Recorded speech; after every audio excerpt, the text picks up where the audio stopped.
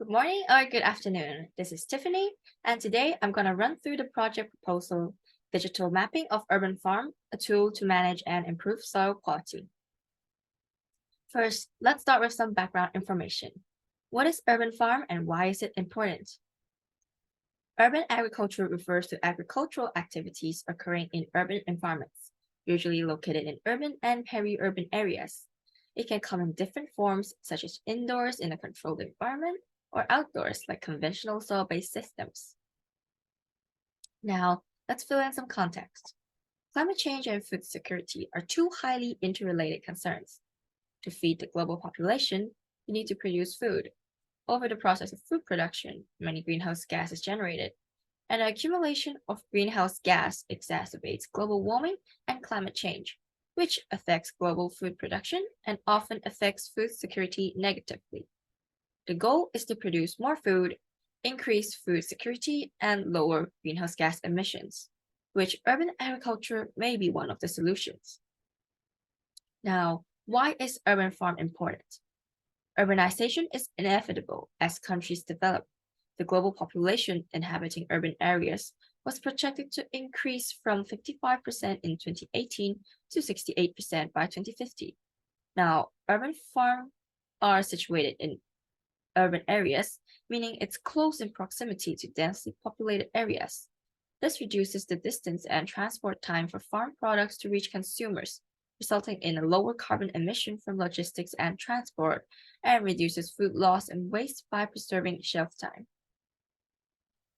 This allows the areas to be self-sustainable and hence better food security. A great example is urban agriculture in Havana, Cuba's capital city.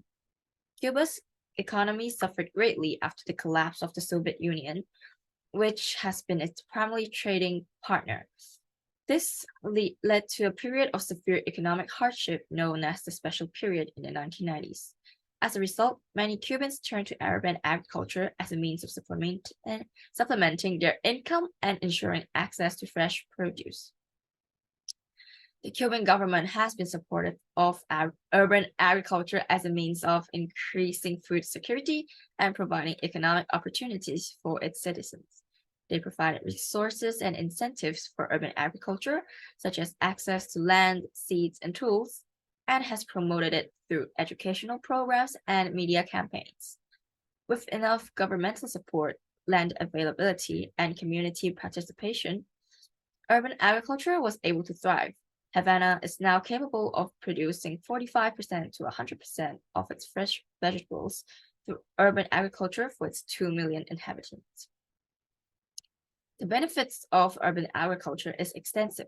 It ranges from increasing food security, boosting environmental sustainability, to improving social problems such as public health and unemployment. Urban agriculture is a great way to solve many problems, but the implementation is not always easy. It faces many unique challenges.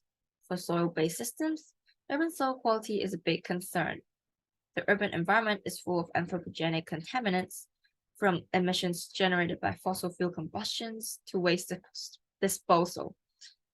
Contaminants are very diverse and is unique to every farm, with heavy metal being one of the biggest concerns in terms of food consumption.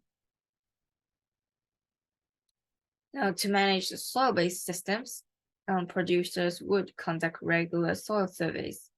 This helps them to develop appropriate management practices to maintain productivity. Soil surveys are usually done by taking multiple soil samples across the field to run lab analysis, which can get rather expensive depending on the sample size and the number of properties tested. But there is this thing called the EM38 sensor, which uses electromagnetic waves to measure the apparent electrical conductivity of soil and is commonly used in digital soil mapping. In this study, we utilize soil cores and EM38 mapping techniques to investigate crop growth anomalies in an urban farm located at Camperdown, New South Wales. This farm observed consistent growth rate differences in certain field areas, which is likely caused by heterogeneity in soil quality.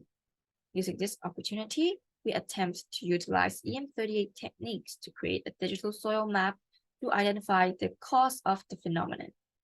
This study will contribute to investigating whether EM38 can be applied in small-scale urban agriculture settings and highlighting the potential challenges in urban soil-based agriculture. Now, moving on to the aims. What do we want to know? Let's start with the hypothesis. The growth anomalies observed in our research site may be attributed to variations in soil properties. Hence, we hypothesize that the growth anomalies observed in the farm are caused by soil quality variations, and the variation can be visualized when soil quality is mapped spatially. The project's primary aim is to create a digital soil map to investigate potential soil properties that contribute to the growth anomalies. The secondary aim is to investigate whether mapping techniques used in broad acre farming can be applied in urban farm environments. An EM38 sensor will be used in this study alongside soil cores to generate data for digital mapping. EM38 is widely applied technology in broad acre settings, but has little to no public records of application in urban farm settings. Hence, we want to attempt using this sensor in our study. Now, moving on to the methods. The research can be divided into 4 major parts, which are the literature review, 2 types of data collection, and digital mapping. For the literature review, we will look at the challenges faced by urban farms. What hinders the development, and what encourages the development? These are the questions we aim to gain insight into. For data collection, here's a top view of the farm we're working with.